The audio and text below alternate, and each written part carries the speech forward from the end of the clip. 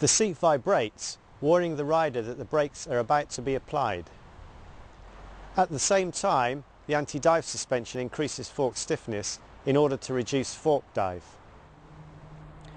When the brakes are activated automatically, the braking force is low enough at 0.3 G not to cause the wheels to lock and the rider to lose control, but great enough to reduce the speed of the scooter and for the rider to feel that the brakes are being applied. Although the scooter slows down, the impact will still occur, but the lower impact speed should result in less severe injuries than would have been the case without the system fitted. If the rider recognises a hazard and applies the brakes while the active braking system is in operation, the system recognises this and enhances the brakes still further. Although the scooter slows down more with the enhanced braking, impact will still occur. Again, the lower impact speed should result in lower severity injuries. One of the ways in which to reduce fatal and serious casualties is to stop accidents happening in the first place. Failure to see that a vehicle in front has slowed or stopped can lead to a collision. The distance support system is designed to activate when the PTW gets too close to the vehicle in front, so it helps the rider to maintain a safe following distance. An example of where this might be of benefit is where the rider looks away from the road ahead, perhaps looking over their shoulder before overtaking, and the vehicle in front slows down.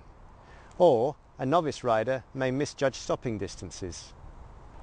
The key components of the distance support system are a laser scanner, which detects vehicles travelling in front of the scooter, a control logic system, which uses information from the scanner to calculate the distance to the vehicle ahead.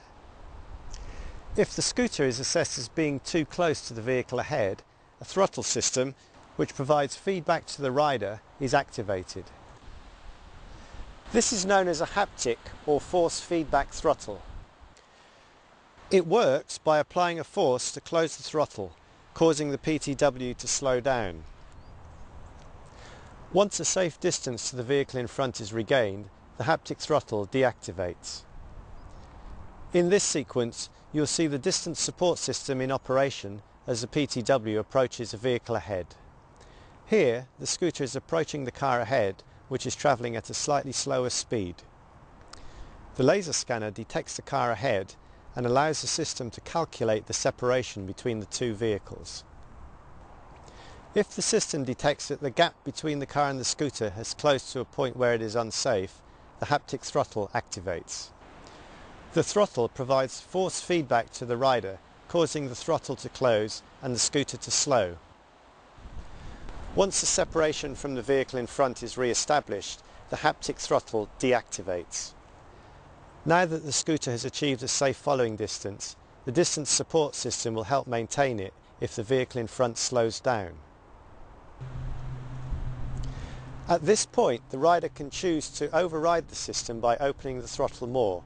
For example, if the rider wants to get closer to the car in front in order to overtake. However, the force feedback is not disabled, and the force applied becomes greater as the scooter gets closer. As the scooter overtakes and the car is no longer in range of the scanner, the haptic throttle is deactivated. Now we're going to see a similar situation, but this time the car in front brakes suddenly. As before, the scooter is following the car ahead at a safe distance.